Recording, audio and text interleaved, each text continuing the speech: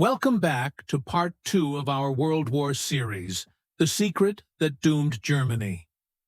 In the last episode, we uncovered how hidden codes and silent intelligence shaped the fate of nations. Today, the story continues, where brilliance met blindness, and the unbreakable was finally broken. Admiral Dönitz believed that if Germany could field 300 operational submarines at once, Britain's lifeline would collapse. What he never realized was that even 10 times that number could not have prevailed while the Allies were reading his every order in real time. 3 years after the war, on May 9, 1946, he stood before the International Military Tribunal in Nuremberg, defending his wartime strategy. His testimony, calm and deliberate, unwittingly exposed just how deeply the German Navy had misunderstood the true source of its defeat. The enemy's ability to locate our submarines became overwhelming, he told the court. By 1943, our losses were unsustainable. I had no choice but to withdraw from the convoy lanes. When pressed for explanations, Dönitz offered purely technical theories on the loss of refueling submarines at supposedly secret coordinates. He claimed the Allies must have developed long-range detection instruments, perhaps infrared or electromagnetic sensors beyond our own capacity. He also mentioned the possibility of traitors. Though his investigators had found no proof, asked why Allied convoys seemed to change course with uncanny precision, he insisted it was due to their air reconnaissance network.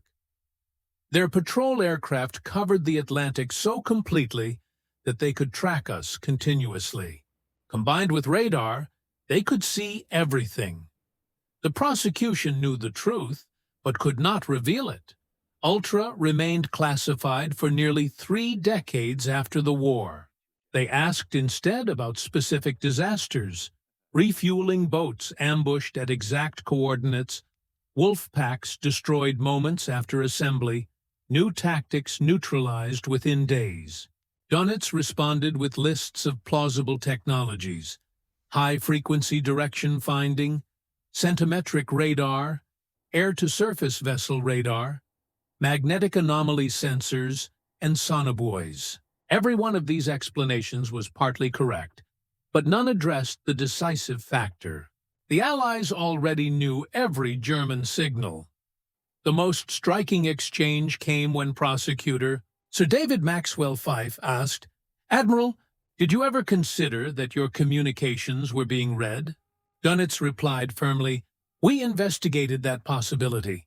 Our cryptographic specialists assured me the Enigma system was mathematically invulnerable. Breaking it would require resources no nation possesses."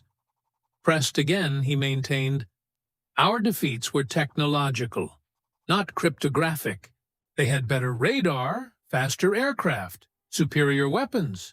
Our codes remained secure." Ironically, Dönitz was far from ignorant. His measured intelligence was exceptional, reportedly an IQ of 138.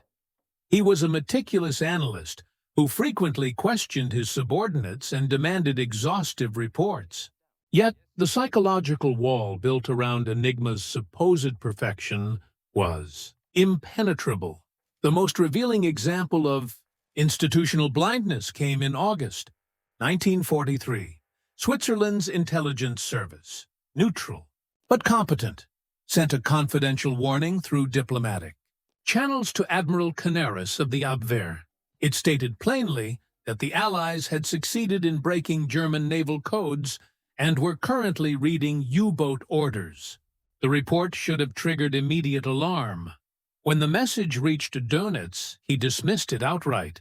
In his war diary, dated August 13th, he wrote, "Report from Switzerland claims enemy is reading our ciphers. Inconceivable." Another investigation was launched, but its conclusion was predetermined. The inquiry, led by a naval captain, declared the Swiss warning to be Allied propaganda intended to undermine morale. Their reasoning was circular. If the Allies could truly read our messages, they asked, why were some convoys still attacked successfully? Why did some U-boats escape pursuit? The idea that the Allies might allow occasional victories to protect their secret was beyond their imagination. German counterintelligence also tried to trace the Swiss source, assuming it came from Allied agents spreading paranoia. The simpler explanation that the Swiss had merely deduced the obvious from Allied success patterns was never considered. Part of the failure lay in Germany's inability to conceive of the kind of organization and technology that made Ultra possible. German cryptanalysts still worked with paper, pencils, and mechanical calculators. The concept of electronic computation, machines performing thousands of tests per second, was seen as fantasy. By 1944, Bletchley Park had already become the world's first industrial-scale cryptanalysis center. The Colossus computers, built by engineer Tommy Flowers, could process 5,000 characters per second, a speed unimaginable to German mathematicians. The electromechanical bombs, designed by Alan Turing and Gordon Welchman, could test tens of thousands of Enigma settings in under half an hour. Work that would take humans months to complete. The British had transformed code breaking from a craft into an industry. By 1945, more than 9,000 people worked at Bletchley Park, most of them women, running machines, transcribing intercepts, and managing enormous paper archives. The operation ran day and night in 3 shifts, decoding up to 3,000 intercepted messages every day. Each decoded message was cataloged, cross-referenced, and compared with earlier intercepts to identify patterns. Operators' habits were tracked. Those who reused message keys, repeated phrases, or relied on predictable weather reports became gateways to entire cipher networks. When captured, German cryptographers learned of this after the war. They were stunned.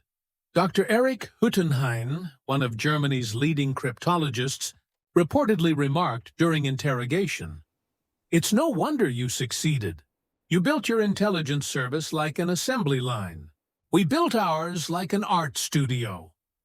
One of the closest brushes with discovery came late in 1943, when a British bomber was shot down near Berlin. Among the wreckage, investigators found a half-burned sheet containing coordinates and U-boat positions dated just 2 days earlier. The information was too specific to have come from spies or aircraft reconnaissance. A Luftwaffe intelligence officer examined the find carefully, but concluded that the British must have agents reporting submarine movements from French ports, supplemented by radio direction finding. His final note mentioned, almost as an afterthought, that cryptographic compromise has been excluded by expert analysis.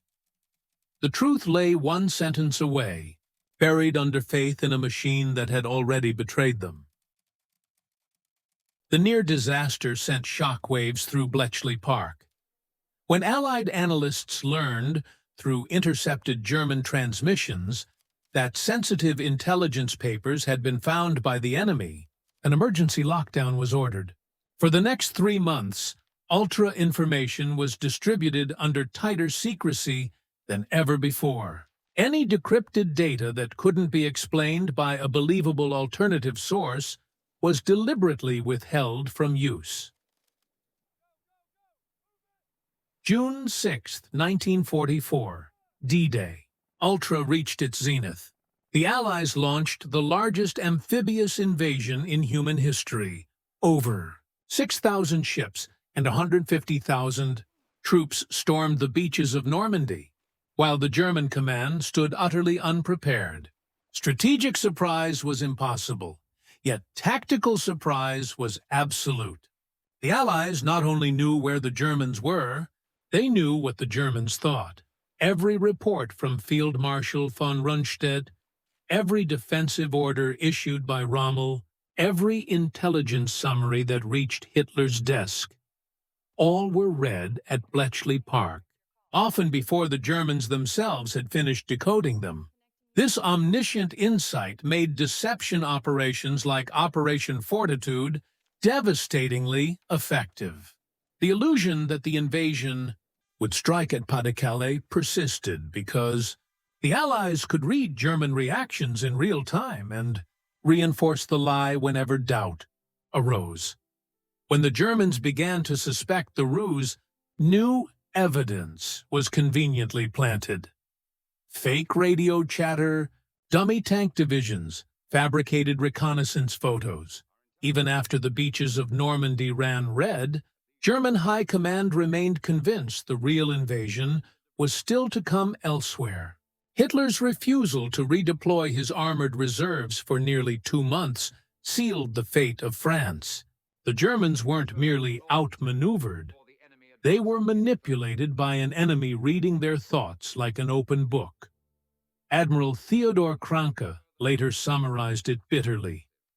"We were blind and deaf. The enemy appeared out of nothing. What he didn't know was that it wasn't blindness at all. It was exposure." By late 1944, the evidence that Enigma was compromised had become overwhelming. Even newly developed U-boats fitted with snorkels and operating under strict radio silence were being hunted down with uncanny accuracy. New acoustic torpedoes that should have shifted the balance were countered almost instantly. Every tactical adjustment meant a faster Allied countermeasure. Still, German analysts refused to face the truth. They blamed new Allied radar systems, advanced sonar, or mythical infrared wake detectors. Anything but a breach in their sacred code. The final most haunting case came in March 1945, when U-866 was sunk off the American coast just days after leaving port in Norway, without sending a single radio message. Its location should have been unknowable, yet the Germans insisted it was simple bad luck. In April, Captain Gerd Hessel, Admiral Dönitz's own son-in-law and head of U-boat operations, finally voiced what few dared to say aloud. Either the Americans possess technology beyond our imagination, or they are inside our heads. His superior dismissed him coldly. Defeatist talk will not be tolerated. Our codes are unbreakable.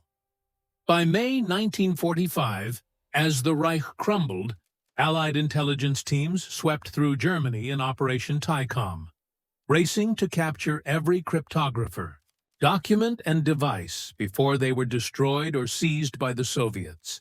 What they found was a blend of brilliance and blindness. German cryptanalysts had created advanced systems, yet remained oblivious to their own fatal vulnerability. When Dr. Erich Huttenheim, chief of OKW Turkey, was informed that the Allies had been reading Enigma since 1940, he laughed in disbelief. "Impossible," he insisted. "The mathematics do not allow it." When shown decrypted Enigma messages, he fell silent. But this would take thousands of people, entire factories. He was right. And that's exactly what Bletchley Park had built. Heinrich Tramm, one of Germany's best naval codebreakers, expressed the same disbelief. "We knew something was wrong," he admitted. But anyone suggesting our codes were compromised was dismissed as paranoid. Lower-ranking operators told interrogators they had long suspected something uncanny. Convoys always turned at the perfect moment. Allied planes appeared exactly where U-boats surfaced, yet no one dared challenge the dogma. Enigma cannot be broken. The most haunting reaction came from corvette Captain Heinz Bonatz, former head of German cryptanalysis. When told the truth, he sat in silence, then murmured, "Then we never had a chance. Once you broke Enigma, the war was already over. Everything after that was just waiting." Ultra remained the best-kept secret in modern intelligence. More than 10,000 people who had worked at Bletchley Park carried their silence to the grave. For decades, they lived double lives, unable to explain missing years in their resumes, listening quietly as others took credit for victories they had secretly enabled. Even their families never knew. The secrecy had purpose. After the war, Britain and the U.S. continued using captured Enigma machines to secure diplomatic communications with developing nations, who never suspected their unbreakable systems were already cracked. Meanwhile, the same decoding methods were quietly redirected toward Soviet ciphers as the Cold War dawned. But the human cost was heavy. The mathematicians who had built the foundations of computer science went unrecognized. The women who ran the bombs and Colossus machines, whose work birthed the digital age, were erased from history. One of Bletchley's greatest minds, Gordon Welchman, who had refined the bomb's design, emigrated to America in obscurity. When he finally told his story in 1982, the British government threatened him with prosecution. It wasn't until 1974 when Group Captain FWBU Bitawatotibu Winterbotham published The Ultra-Secret that the world finally learned the truth. His revelation rewrote history, forcing historians and former German commanders to accept an astonishing reality. The war they thought they had fought was never the war that actually happened. When the Ultra-Secret was finally published, it rewired the entire understanding of World War II. 2. Victories long credited too clever. Leadership or miraculous luck were suddenly exposed as the result of a hidden war, one fought in silence and secrecy by codebreakers. Battles once praised for divine intuition were now recognized as the outcome of reading the enemy's most private messages. For countless German veterans, the realization was shattering. General Adolf Galland, who had commanded the Luftwaffe's fighter arm, confessed in disbelief, "For 30 years, I wondered how they always seemed to know our next move. Now I understand. They were reading our orders before we were." Admiral Dönitz's reaction was particularly telling. In a letter to a publisher following Winterbotham's revelations, he suddenly claimed he had always suspected a breach in communication security. Yet his wartime diaries, post-war writings, and the recollections of his officers told another story. He had never doubted Enigma. This contradiction spoke volumes. Pride struggling to survive humiliation. Full reckoning came in 1978 at a landmark intelligence history conference in Germany, the first time former Allied and Axis code experts faced one another publicly. Hosted by the German Naval Institute, it gathered veterans of Bletchley Park alongside the engineers and cryptographers who had once trusted Enigma with their lives. Sir Harry Hinsley, one of Britain's leading wartime analysts, presented the evidence. He calmly dismantled every assumption the Germans had held about their communication security. He displayed decrypted German messages, explained the mathematical principles behind the Allied attacks, and revealed the sheer industrial scale of Bletchley's operation. The atmosphere shifted from fascination to anguish. Wilhelm Trano, one of Germany's brightest cryptanalysts, listened respectfully, asking sharp technical questions, half admiring, half wounded. But when the discussion turned from theory to consequences, emotions broke loose. Otto Kretschmer, the U-boat ace of the Atlantic, rose in fury when former staff officers of Dönitz tried to justify their wartime strategy as a deliberate pressure campaign against the Allies. "Pressure," Kretschmer shouted. "We sent men to die on missions the enemy already knew about. Every order, every tactic, every so-called innovation, they saw it all in advance. And you still call that strategy? The confrontation nearly turned violent before organizers intervened. Yet, his words captured the sentiment of an entire generation. They hadn't been defeated by the Allies alone, but by their own blindness. In the years after Ultra's exposure, surviving German cryptologists undertook painful analyses of what had gone wrong. They concluded, to their horror and relief, that Enigma itself had not been mathematically flawed, but human error had doomed it. The first break had come from a seemingly harmless habit, transmitting the same key indicator twice at the start of every message.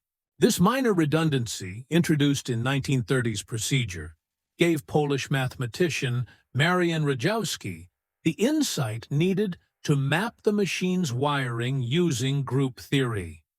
By the time Germany corrected the flaw in 1940, it was already too late. The Polish intelligence service had shared their discoveries with Britain and France. The British took those foundations and transformed them into an operation of unprecedented scale. The bombs designed by Turing and Welchman exploited a key mechanical limitation that no letter could ever encrypt as itself. This insight allowed machines to test thousands of possible settings in minutes, comparing them against likely words or cribs drawn from predictable message formats. Ironically, German discipline made the Allies' work easier. Rigid message templates, standard weather reports, and repeated phraseology provided endless cribs for testing. Even security policies intended to strengthen Enigma, such as rotating rotor positions daily, helped British analysts by narrowing the possible combinations, and German overconfidence sealed their fate. Messages often repeated information sent through less secure channels. When the Germans broke British convoy codes, they routinely re-encoded that same intelligence into Enigma, unwittingly giving the Allies perfect samples to compare against. Historians have long debated Ultra's precise impact, but few dispute its magnitude. Sir Harry Hinsley's estimate that Ultra shortened the war by at least 2 years, possibly 4, remains widely accepted. The consequences, however, were far deeper than time saved. Ultra transformed warfare itself.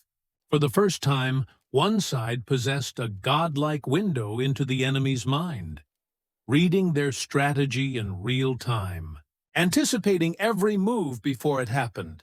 From 1941 onward, no German campaign was truly secret. The Battle of the Atlantic stands as the clearest proof. Ultra decrypts saved hundreds of merchant ships, perhaps 500,000 tons of cargo that kept Britain alive. In North Africa, Montgomery fought the Battle of El Alamein with near-perfect knowledge of Rommel's supply lines and troop dispositions. He didn't outguess the Desert Fox. He outread him. In Normandy, Ultra told Allied planners exactly what the Germans believed about the coming invasion. They shaped their deceptions around those beliefs, feeding back falsehoods that the Germans trusted completely. Even reinforcement orders were intercepted before they reached frontline units, allowing the Allies to cut them off before they arrived. The tragedy of German ignorance was not strategic. It was human. Hundreds of thousands died obeying orders that their enemies had already seen. U-boat crews perished at a rate of 3 out of every 4 men. 30,000 lives lost beneath the waves, fighting battles that were doomed before they began. Pilots of the Luftwaffe flew into ambushes plotted days earlier. Transport crews joked grimly that their planes were flying coffins. Wehrmacht soldiers were slaughtered in assaults that Allied forces had prepared for with perfect knowledge of their strength and timing. Entire divisions vanished in Tunisia.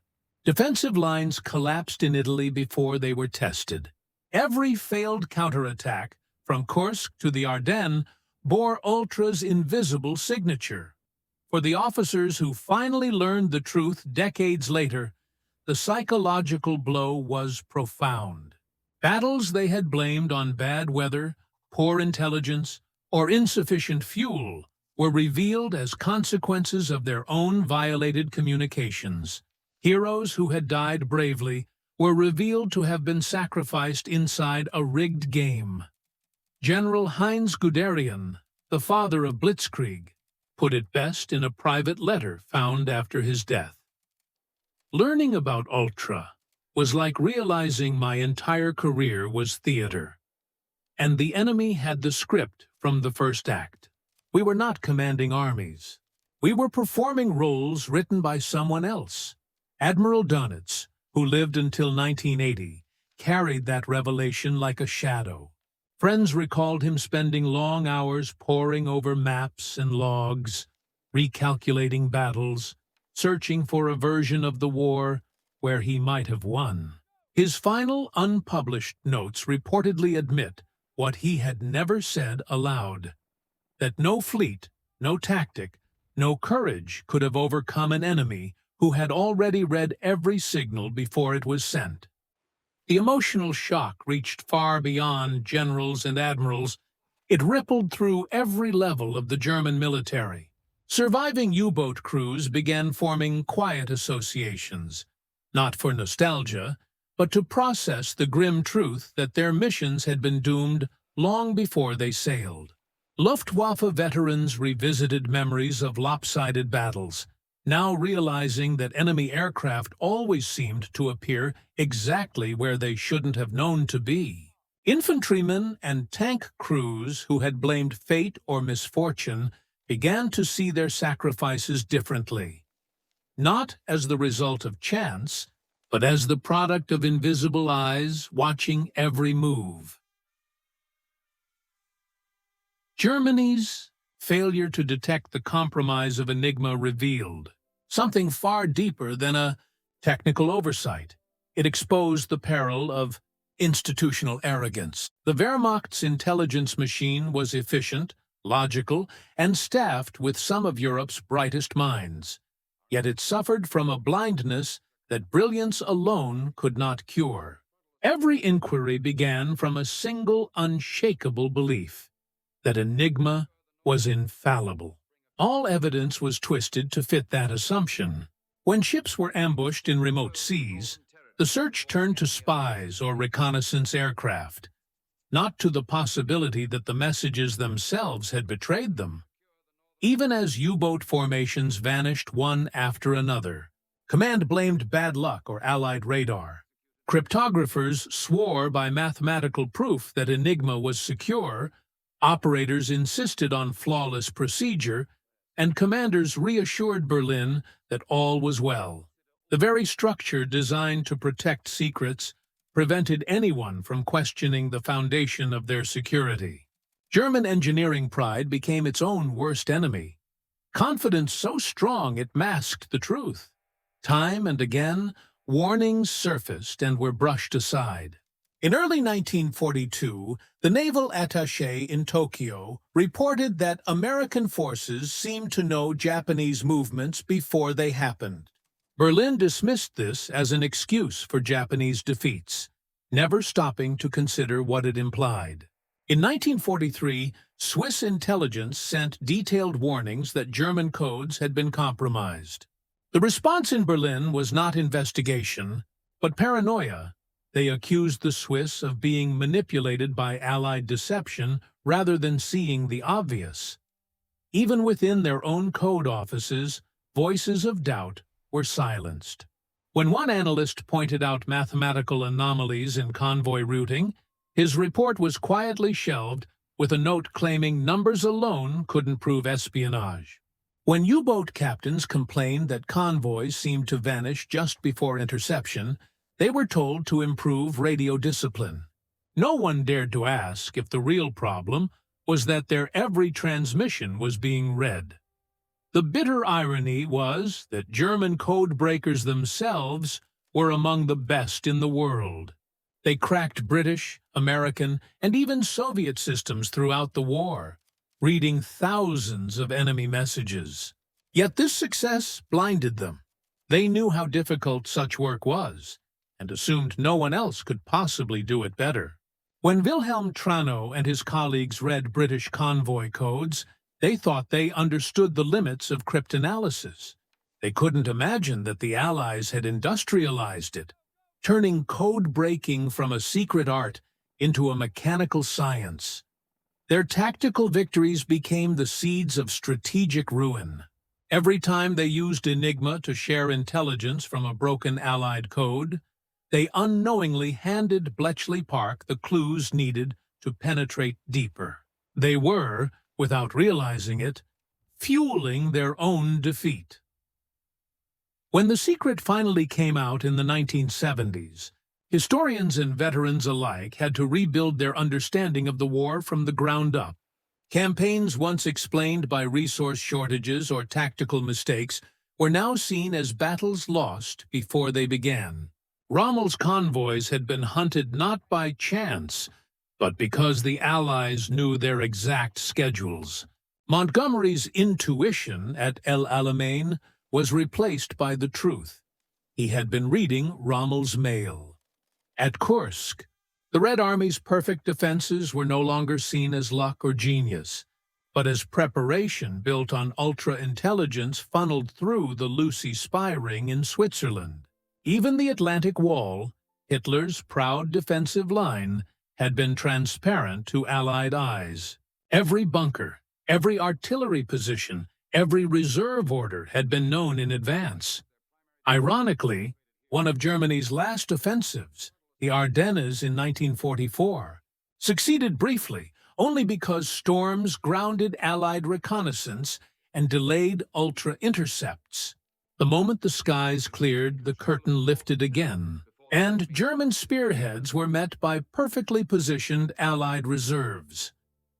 In the years that followed, aging German officers began to speak candidly about their blindness. One former B-Dienst director admitted, "We were too clever for our own good. We believed that if we couldn't break a system, no one else could. We ignored the simple truth because it was unbearable." Another cryptographer confessed that Enigma's flaw wasn't in mathematics, but in imagination. "We never realized they would build machines, entire factories, to read our words." Perhaps the most haunting reflection came from a U-boat ace who survived the war. "We thought we were hunters," he said, "but we were already ghosts. Every patrol, every course change, every attack, our enemy knew it before we did. We fought with courage, but courage can't defeat mathematics." For the next generation of Germans, Ultra's revelation rewrote family histories. Children who had grown up believing their fathers and grandfathers were outmatched now understood they had been outmaneuvered by invisible intelligence. Admiral Dönitz's own grandson later wrote, "He wasn't defeated by the sea or by the British Navy. He was defeated by certainty, his belief that Enigma was perfect." Across veterans' halls and family kitchens, that realization echoed. They had been betrayed not by their enemies, but by their own unshakable faith in the unbreakable. The veterans of the German U-boat service, the Verband Deutscher U-Bootfahrer, spent much of the 1970s and 1980s trying to come to terms with a revelation that shattered decades of belief. At their reunions, historians presented the full story of Ultra and the Allied code-breaking that had doomed their fleet. For many, it was too much to accept. The idea that their courage and sacrifice had been undone not by superior ships or weapons, but by unseen mathematicians working in silence across the Channel, was unbearable. Yet for others, there was a strange sense of release. They realized their failures were not personal. They had been fighting a war already lost in secret rooms of intelligence. Their defeats, they now understood, were the result of betrayal by their own certainty, not their skill or valor. The revelation transformed the very DNA of post-war German intelligence. When the Bundeswehr was formed in 1955, one lesson stood above all. Never assume security is absolute.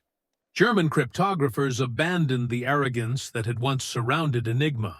They built communication systems that layered multiple encryptions, fragmented critical data, and treated every message as potentially compromised. Radio silence became the rule, not the exception, an intentional reversal of the Wehrmacht's wartime obsession with constant communication. But the shadow of Enigma lingered. The Bundesnachrichtendienst, West Germany's new intelligence agency, operated under a culture of almost pathological caution. Agents would triple-check encryption, delay transmissions, and avoid telegraphs entirely if uncertain. The trauma of past blindness had become institutional memory. Historians, too, had to rewrite everything. Battles once dissected for tactical brilliance now demanded reinterpretation under the light of ultra. When one side knows the enemy's plans in advance, strategy takes on a very different meaning. The famed precision of the German General Staff lost its mystique. Once it was revealed, their adversaries had often been reading their playbook days in advance. The pattern was undeniable. From 1939 to 1941, before the Allies had mastered Enigma, German victories came swiftly. From 1942 onward, once Ultra reached full effectiveness, defeat followed defeat. Even legends required re-evaluation. Rommel's genius still shone. But it became clear he was fighting a battle whose outcome was already written. Dönitz, once hailed as a visionary commander, was seen differently. His proudest innovation, centralized control of the U-boat fleet, was now recognized as his greatest mistake. Each radio message meant to coordinate victory had, instead, sealed his fleet's fate. Even Allied reputations were re-examined. Montgomery's calculated patience at El Alamein was no longer mere caution. It was confidence, built on knowing every detail of Rommel's movements. Eisenhower's broad front advance across Europe, often criticized as overly conservative, appeared almost prophetic when seen through the lens of Ultra's constant stream of German intentions. In the decades that followed, one haunting question persisted.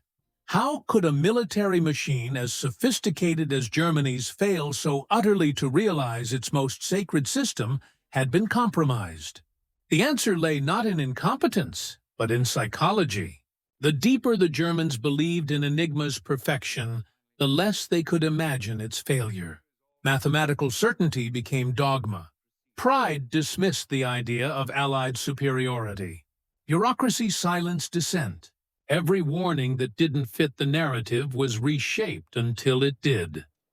And perhaps most tragic of all, the truth was simply too painful to face.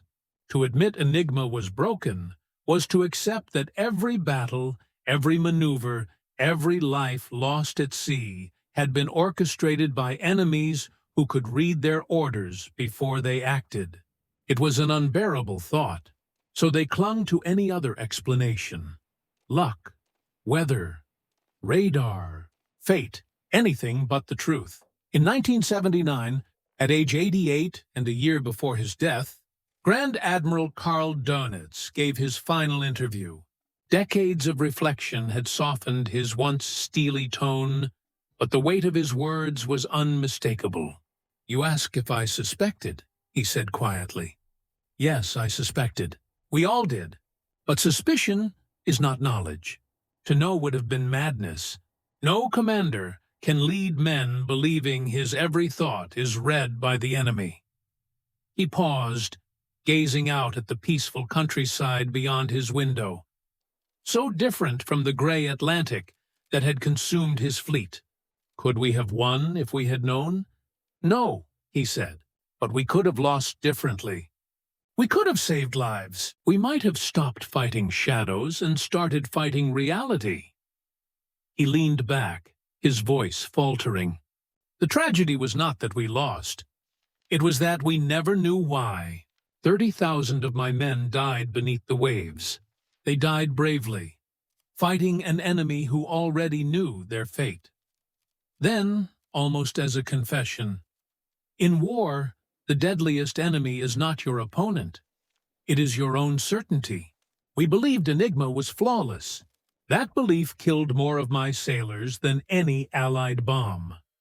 The full measure of that failure can still be seen in the numbers. Over 100,000 Enigma machines built, trillions of possible settings, keys changing daily across more than 1,000 radio networks. And yet, within hours of transmission, Bletchley Park could read many of those messages. At its peak, the Allied code-breaking effort employed 9,000 people, 4 out of 5 of them women, operating hundreds of electromechanical bombs and the world's first programmable computers, Colossus. By 1945, the average time between intercept and decryption was less than 3 hours. In that gap between secrecy and exposure, Germany's fate was sealed. The numbers tell their own story. 783 U-boats sunk from 1,162 built. 30,000 submariners dead. Entire convoys rerouted to safety. Millions of tons of shipping saved. The mathematics of defeat written in cold precision. And yet, the Germans investigated again and again. Radar, spies, new technologies, 15 separate inquiries, and not one dared to question Enigma itself. Even a direct Swiss warning that their naval codes were broken was dismissed as Allied trickery. Their blindness was total. For 3 decades after the war, the truth remained hidden. Tens of thousands of Allied codebreakers kept silent. History books were rewritten only after 1974, when the secret of Ultra was finally made public. The revelation forced nations to confront an uncomfortable truth. Intelligence can win wars, but arrogance can lose them. Today, Enigma's legacy lives not in the wrecks scattered across the Atlantic, but in every modern encryption protocol, every cybersecurity doctrine that begins with a single lesson: never assume perfection. The U.S. National Security Agency studies it as a warning about cognitive bias. Britain's GCHQ teaches it as a lesson in humility. Militaries across the world analyze it as the ultimate example of how brilliance can breed blindness. For the Germans, it was never about failed mathematics or poor engineering. It was about the human refusal to doubt. In a world of cyber warfare and digital espionage, that lesson remains painfully relevant. Every encrypted system, every secure message, every trusted channel carries the shadow of Enigma, a reminder that confidence can kill. At Bletchley Park today, visitors walk through the preserved huts where this silent war was fought. They see the bombs, the clattering machines that turned human intellect into industrial code-breaking. They read letters from the young women who worked in secrecy, so absolute they could not even tell their parents. And they stand before an actual 4-rotor naval Enigma, its brass and steel polished, its keys still functional. They can press the same buttons German officers once trusted with their lives. Watch the rotors spin, the lamps glow, and feel for a moment the same sense of invincibility those men once felt. Then they remember how that certainty became their downfall. Beneath the machine's glass case is a single plaque. The greatest danger in intelligence, as in life, is not ignorance, but certainty. Among the visitors' guest book entries, one stands apart. Written in neat German handwriting, dated 1995, "My grandfather commanded U-604, lost with all hands in August 1943. For 50 years, I believed he died fighting overwhelming force. Now I know he died because his words were read before he spoke them. The tragedy is not that Germany lost, but that we never knew we already had. It was signed simply, a German grandson who finally understands. And so, the story ends where it began, with an old admiral, a broken cipher, and the quiet realization that the greatest enemy of all was not the Allies, nor fate, but certainty itself.